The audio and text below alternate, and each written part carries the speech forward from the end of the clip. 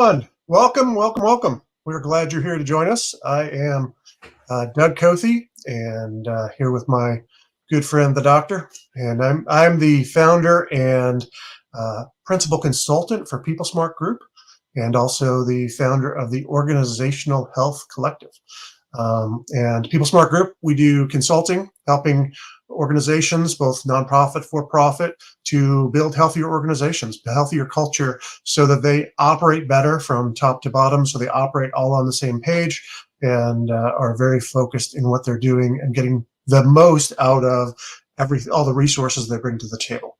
And Organizational Health Collective, quick piece on that. This is a group of those of us who do that kind of work, all getting together to become the best practitioners, the best consultants that we can be, and networking, coming together and working together in that zone. So that is me, and over to my friend Terry. Yeah, and I'm Dr. Terry Wager, and I found Generator Coaching Consulting. I didn't find it. I actually founded it with a co-founder, and we decided that we want to actually help people manage change better and build their organizations in a healthy way. And so we fit right in with the Organizational Health Collective, and we're a little crazy sometimes, a little silly, and oftentimes very helpful. So yeah. So what are we talking about today? That is a great question. We are talking about managing change. And how many organizations, our intro there, the leader saying, "What happened? How did this thing go south? How did we end up over here? I don't know. I just changed the thing around and all of a sudden people went nuts."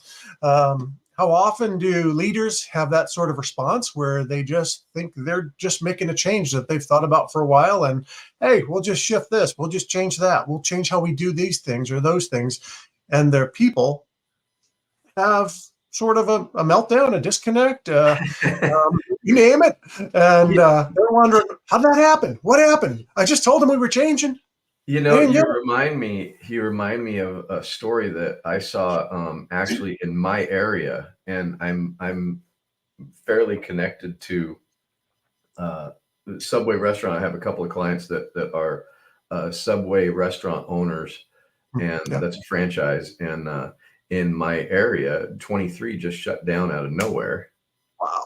Ouch. Because they did not manage change well. They did not manage their restaurants well. They did not know what. I'm really unclear on what happened, but it's that kind of idea that you're talking about, where one day they were operating, the next day they're like, "What happened?" And they actually, from what I heard through the grapevine, is they had their franchise agreement pulled, and they're no longer franchisees for these 23 restaurants that they were. And so it can happen overnight if you're not intentional, and you're not paying attention. Right. Yeah. And it's interesting. I mean, that can happen on the level of a franchise. It can happen on the level of huge companies, and you see it a lot of times with mergers. And companies will merge, and they're bringing together two different systems and two different ways of doing things and two entirely different people groups. They put them together and they think this is just supposed to roll out, right? We got the accounting systems integrated. We got the marketing system integrated. We got all the systems integrated. We should be ready to go, right? No, wrong. Because you got to get the people integrated. Oh, the people. There's people involved. Wait. Not just systems, not just the way we do it. We need people involved. That's weird. Yeah. These are not AI bots working for you. But what about AI? Doesn't that take care of it? Right? Oh my gosh. And that's usually the fail, right? And a lot of times people say, "Oh, well, those two companies just didn't work together. They weren't the right fit. And it wasn't that they weren't the right fit in the sense of their systems couldn't be adjusted, things couldn't have been tweaked, and it couldn't have gone together really well.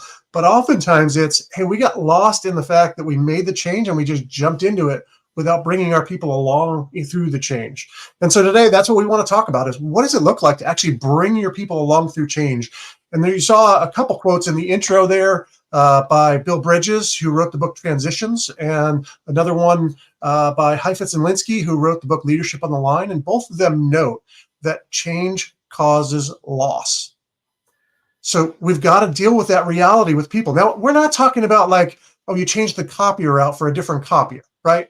And we're talking about organizational change where there's an impact on your people. And so we're not just saying, hey, we needed a new computer, so I went with a Dell instead of an HP. No, we're an Apple, right? That's not what we're talking about. We're talking about changes that impact your people in the ways they do things, in the way life is for them in their work. That has a loss to them. And it doesn't mean that the change isn't, what's coming isn't a good thing, right, Terry? But Yeah, what it means, absolutely. they're going to miss what's going. Yeah, absolutely. Personally, I like the Alienware computers. They're a little bit more, you can probably better, much better. Yeah, So yeah. that would make change much better for me. But yeah, I think that people get lost. And the other thing that I think that happens in, especially when change starts happening, is people get frenzied, and there's a whole lot of hurry up and wait. There's a whole lot of, I don't know what to do now.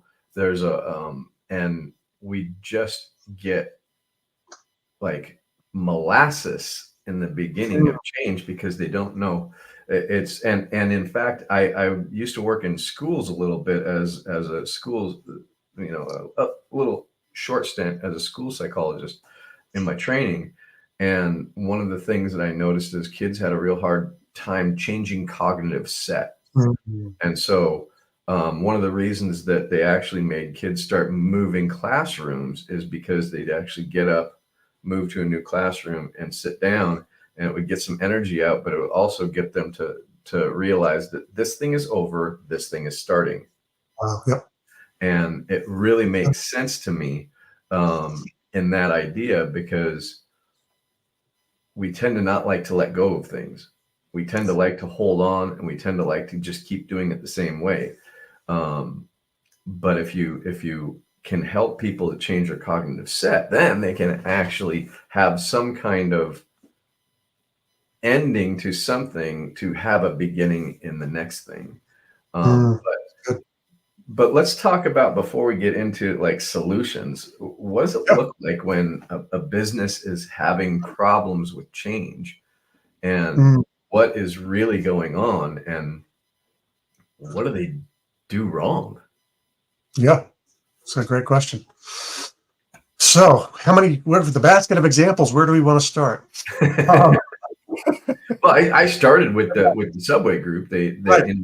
And I can tell you that one of the places that they had the biggest problem, and I saw this coming 8 months ago because I was in contact with them for my own journey with that group and understanding how the business works and all that.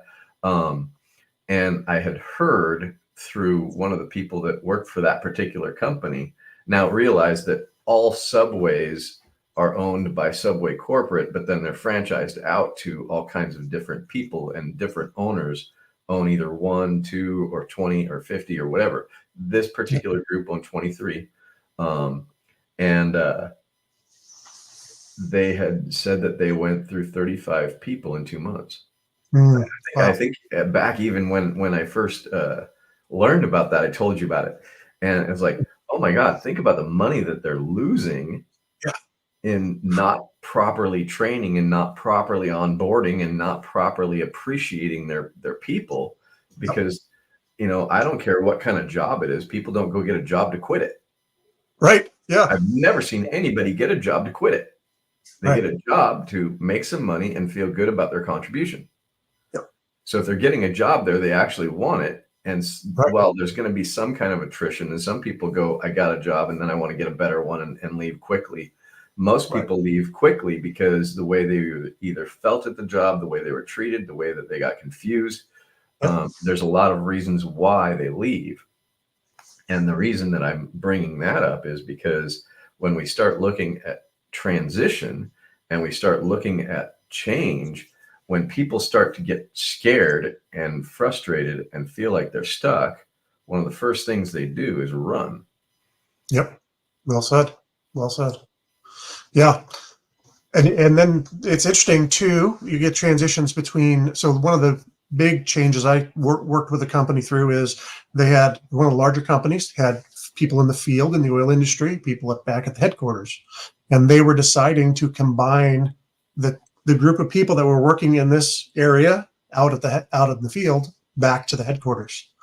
And so now you're merging two different groups that operate very, very differently, because the ones out in the field, they work based on field operations. The ones back at the headquarters, well, they're used to the office environment. They're used to what's going on there. And so we were pulling these two teams to push together. And some of the things that came up, there were some elephants in the room that hadn't been spoken about how the field felt about the office and how the office felt about the field. Yeah. The people in the field felt like the redheaded stepchild. They felt like they were, you're just out there. You're not like us. And so there was this division that was needed to be addressed. You're going to combine this group of people, and yet there are obstacles between that combination. And how are you going to actually walk them through that? And then you got the people in the field actually had relationships with all the people out in the field, but now you want to pull them back in, and you want to put them in the headquarters where they don't really know the people other than, hey, I interact with you over Zoom, or I interact with you when I come to the office, but not very often. Those are my people, not here. And now all of a sudden, those are no longer my people, but now I'm here. And so there's a loss of, hey, you know what? All of my people, all the people I interacted with on a daily basis, I'm losing because you're moving where I'm situated. And you're moving me back into the headquarters. And I don't like that. I like my people. And frankly, between, oil industry, you go between the executive offices and you go between the field, you're in many ways going from more white collarish to blue collarish. And the difference there, and folks are like, hey, this is a whole different world from that world. And I've got to deal with the transition of that. And so there's a lot to work through. That's not just, hey, we got you a new desk. We got you a new office. We got your computer. We got your phone. You're good to go, right? I mean, we paid for your transition. We paid you to move from X to Y, and you're in a new house. You're good, right? Everything's good.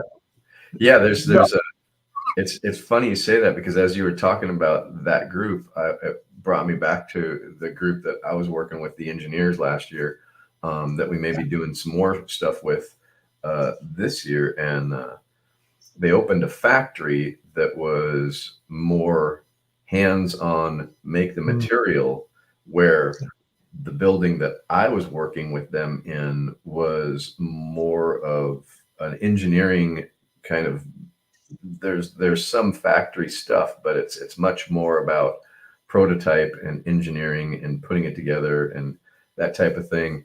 And when they open the factory, they're going, okay, some of these people need to go over there and work. And they felt like they got kicked out of their house. Oof, yep. It's like, oh, I'm the bad kid that got kicked out. And so there is that loss. And there's like, okay, now what does this mean to me? They don't love me anymore. They don't care about me. And this isn't like conscious. It's just, it comes out in resentful freaking feeling of betrayal and feeling of inferiority, because I'm the one that got kicked over there.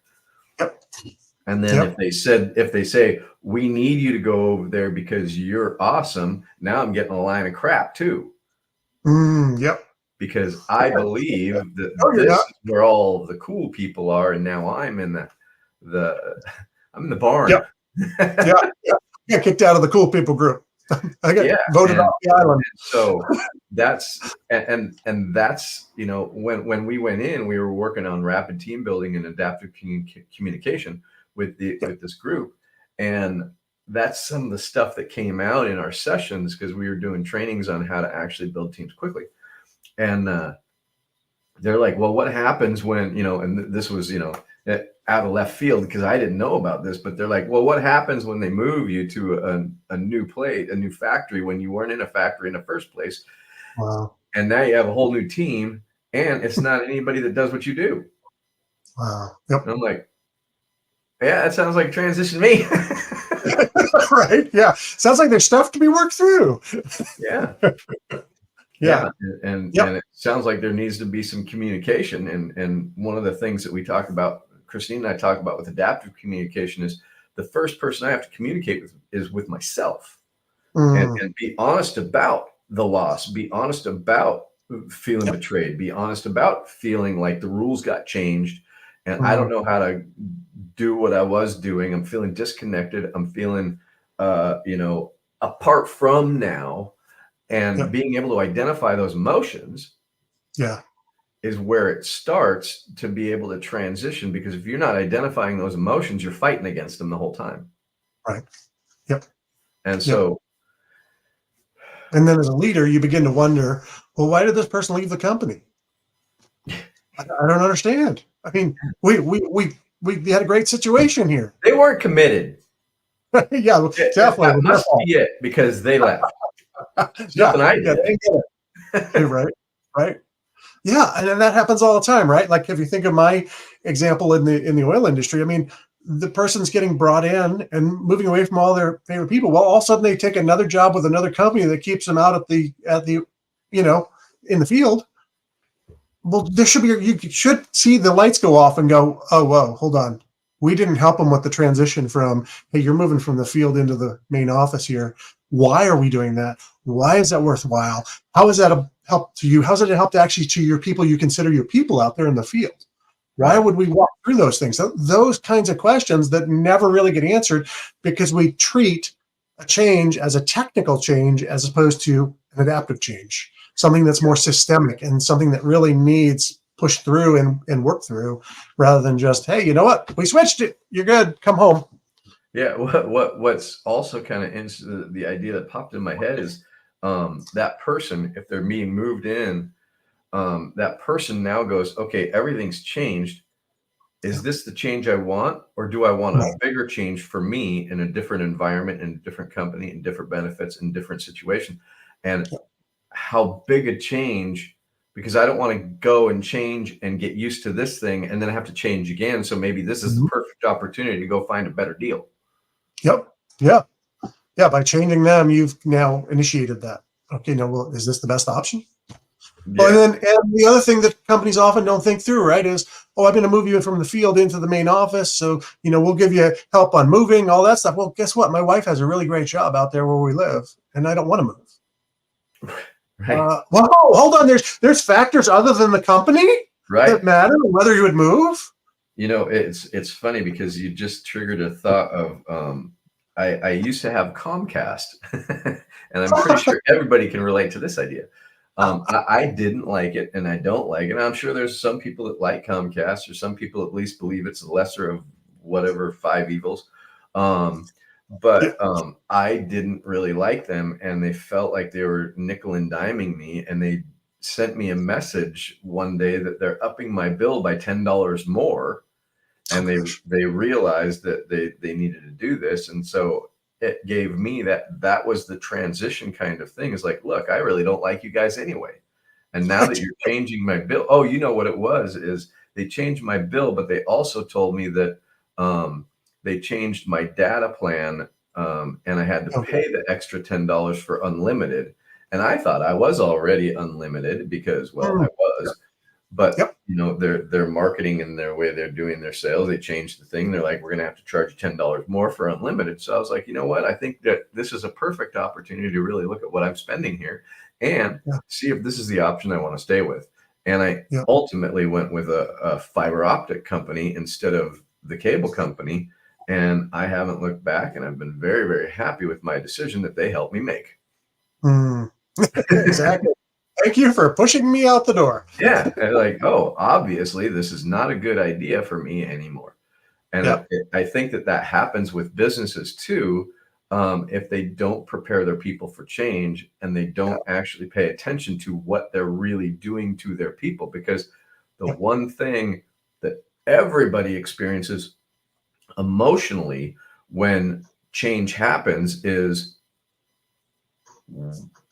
what does this mean for me entirely? And so it's existentially, when something changes, and something big enough changes existentially, we start to examine our whole life. And I mean, we all Mm. saw that in 2020. Right. Like, Oh everybody yeah. changed, and the great friggin' people quitting, whatever they called it, I can't remember, Resignation. Yeah. resignation, was for me much more about people really examining their lives and what they're really wanting, rather than just having enough of this bullshit. Oops. But it's really, people started to look inward and take stock of what's important to them. And we tend to all, as human not really pay attention to that until something like that comes. Yeah. Have you seen that? I mean, what? Absolutely. Absolutely. And I think the word that was coming to my mind was discomfort pushes people toward change, right? And Yes. so when you introduce change, you're automatically introducing discomfort. And so Yeah. now that person's got to start analyzing things. They got to start thinking about things. They're like, hey, you know what? I don't like my boss anyway. I'm out of here. Or I don't like what I'm doing anyway. I'm out of here. You introduce discomfort the second you introduce change. And so all Absolutely. of a sudden, there are people going, well, you know what? Since I can make the change you want to make in my life, or I can make a change I want to make in my life. Right. Who's going to be in charge of my change? Right. And in our world of personal autonomy, I want to be in charge of my life, not you. So I'm going to go do my thing. Right. And in fact, sometimes even I want to be in charge of my change, even to my detriment. At Yep. least I Oh, made yeah. the decision. Yep. I actually have a model that I share with people about change, and it's like the idea of the comfort zone. We never grow and we don't do anything. And then Mm, too far outside of the comfort zone, we're in terror and way out mm, here. But yep. then in between the terror zone and the comfort zone is this fringe of fear. And all Mm, the change happens in the fringe of fear. And what we got to be careful of is we don't actually push them into terror, whether, yep. when in those situations, if they're comfortable, they don't want change, we push them into the fringe of fear, they'll Mm, go through the change and they'll be vocal about it and talk about what they're looking for, and we can have a good conversation. But if we push them into terror, they're gone, yeah. or they shut Yep. down completely. I mean, Right. Right. Yeah. I was thinking through the lens of like all change comes with fear and excitement, right? And it's our job as leaders to help them both through both of those. Because the excitement could be unrealistic, even, right? This is going to be the greatest thing that ever happened in my life. And then it's not. And then they leave. Or this is going to be horrific. And it's like, well, how am I going to help you walk through the value of the change, the how that impacts you, how what's good about it and what's not good about it, what's going to be hard, and how do we walk that together? And the better I do that, the better chance I have of this being a successful change and a successful transition.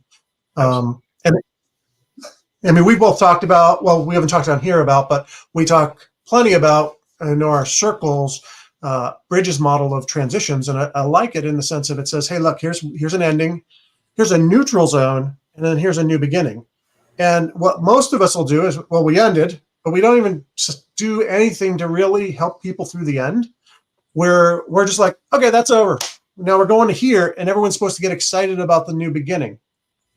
And that point again of both Heifetz and Linsky, of Bill Bridges, of so many others is there's a loss. Will you work them through the loss? Will you Right. help them to deal with the pain of what they're not having?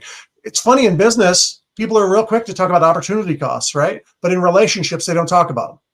Right. It's like, well, guess what? Every decision has a relational opportunity cost too, an emotional opportunity cost, not just a business opportunity cost. And Absolutely. so when you change things, I lose something and I gain something. And so what I'm getting has to be worth it for me to go through the loss. The, And you got to help them see that and help them go absolutely. through that. Absolutely. The other interesting thing as you're saying that is, um, we have this so robotic idea of business not having emotion in it that people shouldn't be Right. upset about Human. what they lost. And mourning the loss is dumb. Why would we want to do that? Right. Just Right. pull up your pants and let's go. Bootstraps are all on, and we're gonna make sure that we just move forward with this. But the reality is we have to be able to put it to rest. And I don't necessarily really talk about that too much, but with Bridges' change model, I don't talk about it because mourning the loss of whatever you lost, or mourning the loss, and this is another thing I did when I work with the attachment suffered kids, which is just a whole lifetime of transition, and they don't do it well. But mourning the loss of the imagined or hoped for future that you didn't get is also Yeah. something that has to be mourned. And so being excited for stuff that's what you were talking about, is like getting really excited for something that didn't happen. We got to mourn the Yep. loss of that too, Yeah. and put it into proper context emotionally for the things that went away that we really liked and the things that went away that we never got that we hoped for. All of those need to be mourned. All of those need to be realized that, hey, I have some serious disappointments, just like potholes right in front of me, and I got to actually map those out so I don't fall in and break an ankle. Mm-hmm. And if we do that, we're going to be much better off as we move into the neutral zone of Yeah. change, when we can honor the fact that there are these losses and there are these endings that we Mm-hmm. need to identify our emotions around. Yep. Yeah. That's good. I like that. Well, an example outside of the business world, but you get to the end of high school, you get to the end of college, you get to the end of grad school. What do? You have a graduation. So you can celebrate the ending of something with some honor to it, with some dignity to it. And you get your chance to say your goodbyes to all these people you're probably never going to see in the rest of your life for most of them. Right? I mean, hello, this is it. So we're going to have a graduation party. So I can see you for one last time. And we can say, good luck at college, good luck in life, good luck at your career across the country. I'm probably not going to see you much. Maybe we'll keep in touch on Facebook. I mean, in honesty, that transition point is really, really important for those people to have that closure, that ending point. It's not just a, hey, we're handing out diplomas, because guess what? They could send you it in the mail. They could hand it to you on your last day of school on the way out. They don't have to have a big celebration and spend a lot of money to have a graduation. Yeah. But it's vitally important for us to make the transition, is to put an end on something so that we can go to the new thing. And the end usually what points to the celebration of, hey, we're heading into this new stage. Hey, we're going off to this college or that college or the other college, and there's new and exciting stuff coming. So let's close the door on this one. Yeah, absolutely. And I mean, that also goes to funerals and saying goodbye to those people and honoring who they were, honoring who we were with them. And so many people, I mean, you've seen it too, just really get stuck and not be able to move on from the loss of a loved one. Mm-hmm. And they live in this perpetual thinking about them or being around them. And I'm not saying that you don't think about people, but they don't have a way to actually integrate what that relationship was into themselves to be able to move on further after that other person passes away. And I mean, I live right down the street from a cemetery, and there's some cultural stuff with that stuff, of course, but people showing up daily at the cemetery, to me, as I see that, is like, that seems like you got stuck in the loss. Mm-hmm. And you don't know how to transition into making your life more than just what that loss was. Yep. And if we and that's losing somebody. But when we go, wait a minute, okay, how do I actually honor them by moving forward with my life? Yep. As a way to tribute to them or something like that, that we can actually move forward rather than just stay stuck in some kind of past. And I think that is really a big piece for a lot of people, is getting stuck in, I don't know what to do now, so I'm just going to stay here. Right. I'm going to pretend that nothing has changed. I'm going to just kind of go on as usual. And it's like, what's going on there? Right. Yep. And if that's your business and not your personal life with the loss of a person, you're going to lose productivity. You're going to lose excitement for the work. You're going to lose, it's not going to go well. Your interaction with other team members who have moved to the next stage, that's going to be different and weird and awkward. And so it gets really hard. And that's a great introduction, I think, to that next stage we talk about, it, which is the neutral zone, is we've got to be able to push into that and begin to get our heads, our minds, our emotions wrapped around the change, wrapped around what is this thing? What does it look like? What is my life going to look like, in your example of life without this person here in the day-to-day reality of my life? Whether you whatever your spiritual views are of, hey, I'm going to see him again. Well, guess what? That's dismissive if you only do that. But what the reality is, you're not going to see him tomorrow or the next day or the next day. And so the things that you enjoy with them are not going to be happening. And the same with transitions in a company.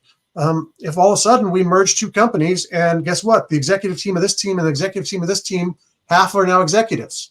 Well, guess who I'm not going to be hanging out with? The other executives that used to be on my executive team. That's a huge change. That's a huge transition. So I've got to get my mind around what is my life going to look like in relationship to those people who are no longer on the executive team? What is my life going to look like in relationship with this new group? What is my relationship? What is the team going to look like? Is it going to be like our old team? Is it going to be like their team? Is it going to be, no, it's probably going to be totally different. Okay, what does that look like? Those are the spaces we got to be able to give people time to hang out in, so that they can then turn to the next stage and embrace the change and run with it. Right. And otherwise, they're not gonna. Right. They're gonna fall into a system rather than choose a system. They're gonna fall into a response rather than go into a response knowingly and actively. Right. And in my model of the person, they're not going from a balanced, intentional place where they're showing up to be of service, and they're showing up faith that they're going to have a role, they're going to be impactful, they're going to be seen, and they're going to be an important part of something. They could fall into victim stance and victim emotional stance, where they're, oh, I guess, well, now I've just got to roll with it and let it happen and settle for whatever I get, and we'll find out, and hopefully it's going to be good. Like, are you taking initiative? Do you believe in yourself enough that you're going to be okay with this? And if you're in this transition and moving into this new company structure, that you're going to be able to contribute, or maybe for the person, the specific person, maybe this is your time, that it's time to make a change in your life. Mm-hmm. Now, for the leadership, they got to also ask the question, who is going to be going with us in this transition and how they're going to go. And that can get dicey. Absolutely. Yeah. Yeah. And far too often that gets abdicated, right? I mean, how many times have you seen, oh, we're going to keep 2 chief marketing officers and 2, it's like, really? No, that doesn't work. Well, eventually one of them will quit, right? Yeah. Yeah. And it's you want to pick the best option, huh? You go in, one come out. Yeah. No, you got to have the hard decisions and the hard questions, and give the hard news, and even give a good vision for why it exists, right? And that's, again, that neutral zone is helping your people get it. So, like in my example earlier of the oil company, it's those people who are moving back into the main office. It's helping them with, like, okay, let's take some time and do some team relations, team building stuff in that neutral zone, so that when we get to the point where we're ready to run full speed, we know, okay, this is what my situation looks like. These are the people I now work with. This is why they put us together, because I bring some the intelligence that came from the field and understands out there better. And they brought a set of intelligence that understands how the office operates. And when you put us together, we now got the whole picture and the whole package. And this brings things together in a way that's great, instead of going, oh, great, I got to go work with them. I don't even like them, and I don't know. And I'm going to show up for my first day, and all I'm going to be around is all them. No, thank you. I don't want to be a them. I want to be this group over here, my original people. And so we've got to be able to help them get their mind around, get that grasp on, hey, these are the people I can actually, they bleed. When they cut them, they bleed red. They breathe oxygen. Wow. I thought that was only out in the field. Yeah, I mean, just those realities where we're human to one another, where we build trust, where we build relationship, and we have those opportunities to say, okay, I can do this. I can be a part of this thing. And I use another model when I'm looking at building teams called the Tuckman model, the forming, storming, norming, and we Hmm. call it high performing. We just kind of skip performing, but um, we go high performing because, well, it sounds better. But I think that really what goes on whenever you have this transition is we move back into that storming Hmm. as we're reforming, because well, and it is a forming, but storm hits really quick because you know crap hit the fan, so to speak. Is like we have a totally new uh, landscape here. I couldn't think of the word. Hmm. Blueprint? No, that's not it. But we have a totally new landscape that both this thing was going this way and this thing was going this way, and now we're supposed to do something in the middle or something completely different, and it's completely different, and we don't know what we're doing now. So we have to reform. Yep. And now we have the two different groups coming together in that merging kind of way. Well, gladiator school, we're gonna see who actually survives it. And if the company isn't intentional about really identifying their vision and their values as they come together, and we saw this at the place that I was talking about that had the second place, because a parent company bought this smaller, and I say smaller, but it's freaking huge, but smaller by standards. Um, the parent company was German or something like that, and they bought this other company in the Portland area that I live in, and they had two different visions, they had two different missions, Hmm. they had two different ideas, and you can tell that the people in where I live are kind of in that limbo looking for, well, our mission and our vision was this and our values were this, but now we're not sure what theirs were. So we're trying to live out ours under theirs. And Yep. are we doing it right? Right. And that's honestly the flavor of kind of what I got. And that there's the, are we doing it right? And then this is what we're doing because we got to earn money and we got to Yep. earn contracts and we got to continue business as usual. But are we doing it right? Hmm. Is Yeah. there, do I want to be here? Yep. Maybe there's something else. And So then can I ask that question out loud? they don't. They don't. Can I ask if I'm doing it right to anyone? Right. No, and Am they I don't. safe to do that? Because I don't know these people. Yeah. This type of thing came out in our training on rapid team building. And, it's funny how questions like that, can I say this out loud, come out, well, that's not going to work. Mhm. Oh And yeah. more declarative, like we know that's not going to work. They don't Right. care about us. Well, wait a minute. Right. Do they? Do they not? Right. Really? They The don't care. founder sold us out, and this new company doesn't care. They're just a bunch of corporate greedy mongers that wanted our business. Right, right. And it's like, well, wait a minute, is that true? Or Right. the other one that I actually heard was those people sold out. They Mm. said they were for us. They said they were this. They said their vision was this. They said that this is how we behave. Yep. And then they sold out. Yeah. And we feel betrayed by that company that sold. Yep. We don't know Oh, why they sold. I mean, they could say why they sold, but that's here's right. the marketing reason they sold. Here's the news clip of why they sold. But we don't really know the inner workings of the people who own the company that were stressed out or that they were done because they were older or whatever the reasons were. But Right. we don't need to condemn the people that sold, and we don't need to condemn the new people that are coming in because we're frightened about where we fit. Right.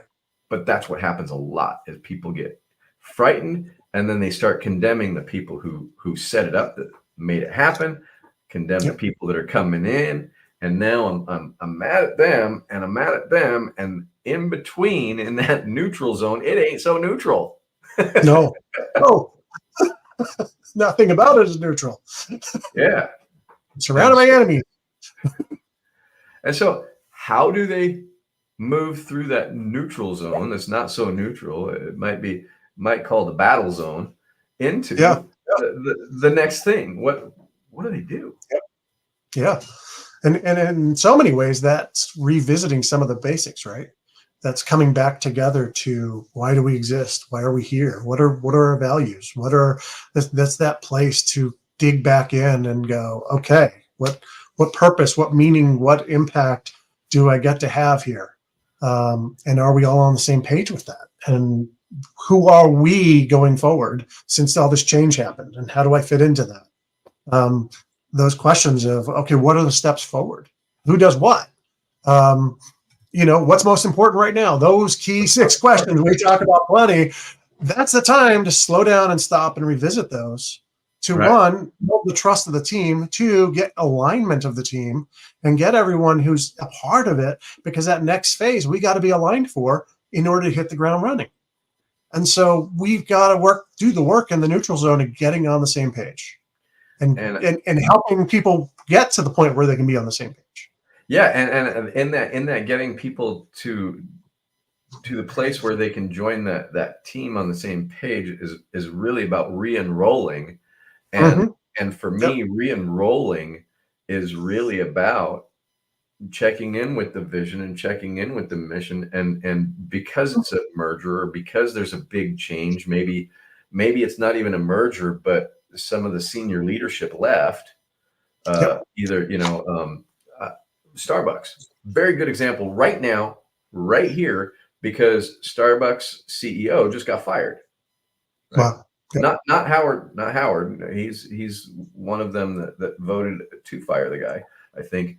But now we lost, and this is kind of Starbucks places. We lost that culture of the third place, which is homework in the third place to gather, and we became much more money driven, and we're losing money. Yep. And they've had losses and losses and losses. And I don't know if you have the Starbucks app, but we're getting freaking more deals through Starbucks. So it's good for the consumer that's capitalizing. Get, free drink, free this, and extra stars, and all of these different things to get us to come back. But they're doing that because their culture got damaged under the leadership, and now new leadership is coming in. And so they got to regroup and go, okay, as we're reforming, we have to look at what we were and look at what we're going to be and really make decisions on what is this new culture going to be, because we can't ever be the old culture. We could try to get back there, but it's got to be realizing what didn't work. We've got to go into, okay, something new, using old culture that worked as a foundation, but then how do we actually move into this next thing? And that takes really going back into the questions of clarity. And I hope for Starbucks benefit that they really do step back and do this and go, okay, why do we exist? Are we just for money? Are we just the drive-through, and we don't really care about the people other than giving them a okay cup of coffee at a fast speed? Or are we really actually interested in something deeper with them? And because I remember in 2007, when I was on my internship, I would drive by Starbucks and it would start my day, and I'd go in and they'd say, hey, Terry, how you doing? It's good to see you. And, I'm going into a prison system as a correctional psychologist at this time.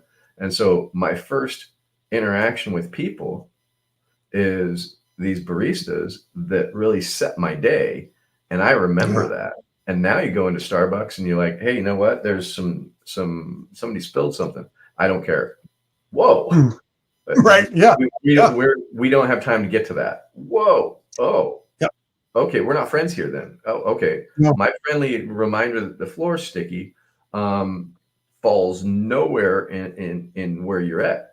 Okay, so that culture has changed dramatically from the people who I was excited to go see before I start my day in a very stressful environment to now this is the stressful environment. Yep. Oh, yeah. Okay. Yeah. So how do we actually make that change? How do we actually go, okay, we have transitioned, we've lost our leadership, we have new leadership coming in. What is it going to be like now? Yep. That's good. Well, and to help leaders to think too, it's that transition, especially even within your customer's mind, isn't always just the people.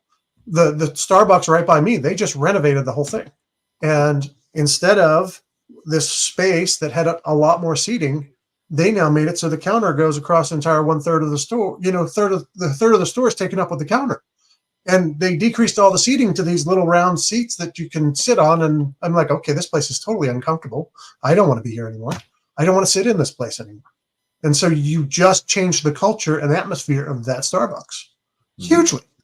And so even something like that communicates something about your culture. It communicates what you're representing.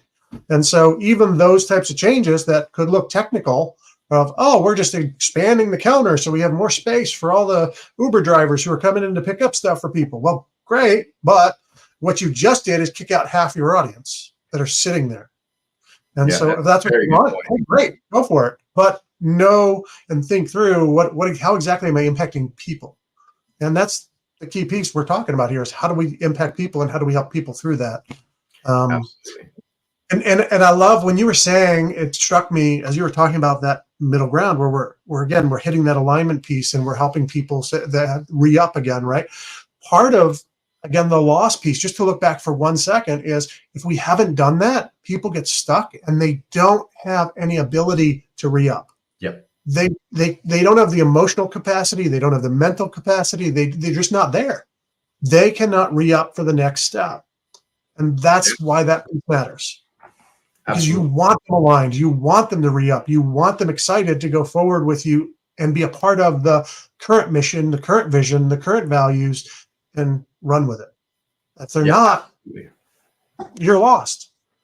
Absolutely. And it's really interesting how people are so focused on the speed of change. And Christine and I talk about the bullet train of action and making change fast.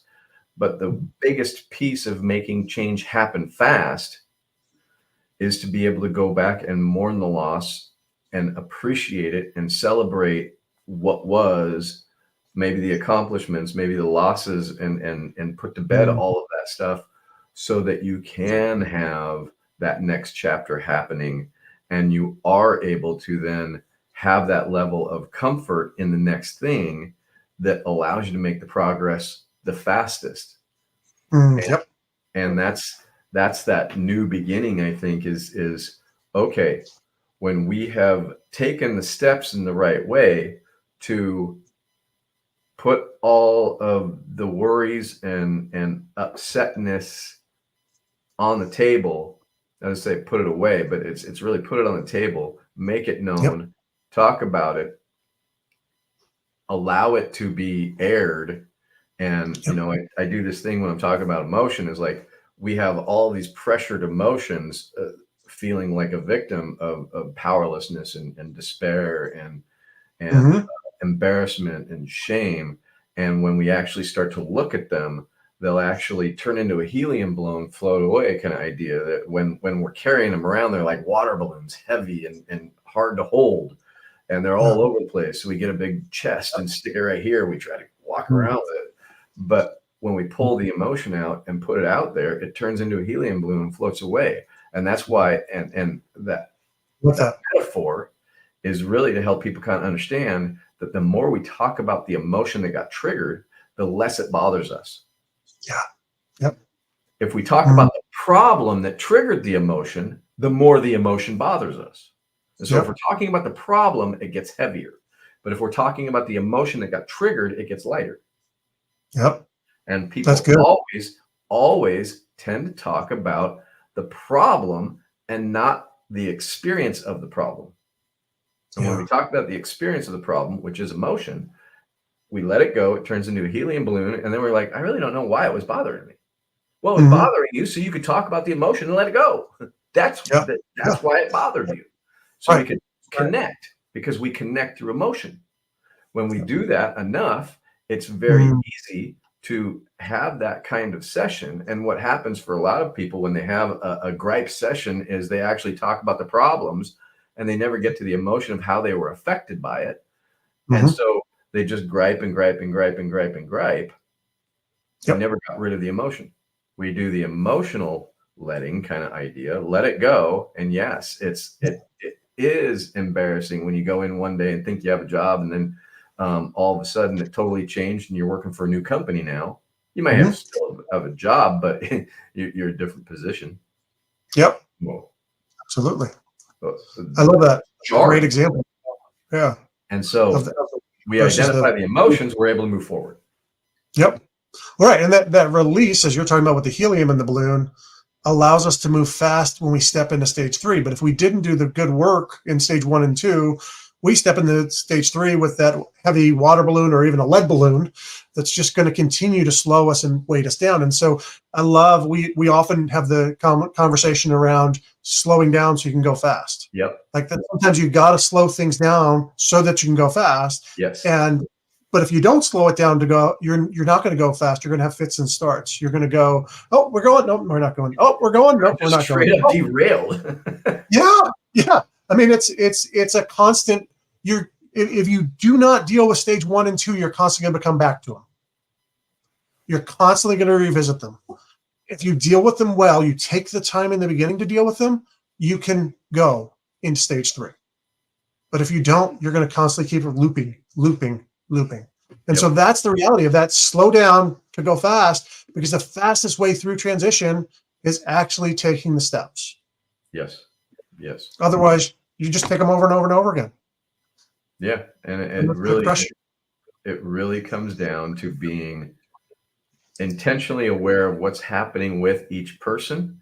And I, as the leader, need to be able to lead that conversation and be vulnerable about what I'm experiencing, and then invite other people to do that and have that confrontation, have that conversation, let's get it out on the table. And we realize that people aren't going to be happy because they don't know what to be happy about right now. Right. Yeah. I like that. And then when we can talk it all out, we can appreciate where you're coming from. We're probably not going to be able to change the trajectory of what we're going to be doing because, well, in those kinds of situations, leadership goes, new leadership comes in, mergers happening. People don't go, I think I need to do a merger because I want to. Well, the people who are buying the thing might, but usually it's a situation where it needs to happen for the business to continue. And continue to be profitable. So yeah, we're not going to be able to stop it, but we are going to be able to help you through it. And that's really important. And I don't think that's talked enough about. Well said. Yep. And the thought that hit me as you're talking is the failure will often get looked back on as, you think of your Starbucks situation. Oh, that person made some wrong decision here or wrong turn here, when the failure might actually be, guess what? I never led through change. And when I never led through change, I lost the people. And now what happens is that leader gets fired. We bring in a new leader and we're in transition again. And if we don't do it right again, we got to get it to another leader and we're going to do transition again. And so it becomes this self-fulfilling reality of transition after transition after transition. And to leaders out there, I mean, maybe, and I'll let you think for a second, Terry, of what maybe final thought, advice you'd give to those leaders. But one of the things I would say is we've had a failed view and understanding of leadership of I cast vision and the followers follow. That's not it. We lead people. We don't just lead robots and droids. And so it's not just, hey, I put out the right vision and everyone will follow and everything will go well. No, I lead humans. And humans have all sorts of things that are going on in their emotions and in their lives. And if I don't lead them as such, I'm going to lose them. And we're going to be stuck in this cycle again and again and again. And so understanding people and understanding how to lead people is absolutely vital. Understanding how people walk through change and transition is absolutely vital. So that'd be my advice to leaders. You need to grow and learn in this. You often need a help. You often need a consultant who come with an outside viewpoint that goes, hey, you're missing this, this, and this in this stage. You're doing great on these, but you need a little help over here. Absolutely. Those outside eyes can help you see, because guess what? You're in the same position in the transition. Absolutely. And I think that my thought around this is there's a saying in my 12-step group that says attraction rather than promotion. Mm. And the idea is we cannot promote change and tell people how great it's going to be. We have to make it attractive by one, being open, vulnerable, transparent to the Mm. level that we can be about where Yep. we're at with it, about what our fears are, and invite that to other people. And then as a result, it's going to invite other people and they're going to be attracted to be able to have that same conversation. And at that level, we're going to be able to see change happen much more fluidly and in a much more healthy manner because we're inviting people to move forward rather than telling them they have to. Mm. Well said. And that fluid, that healthy leads to productive, leads to revenue on the other end, right? I mean, the reality of the company, the things that you're accomplishing are going to lead to the success of your business. And so that's the encouragement today. We hope you got a lot out of this. And we look forward to seeing you again back here next week. We appreciate you taking the time with us.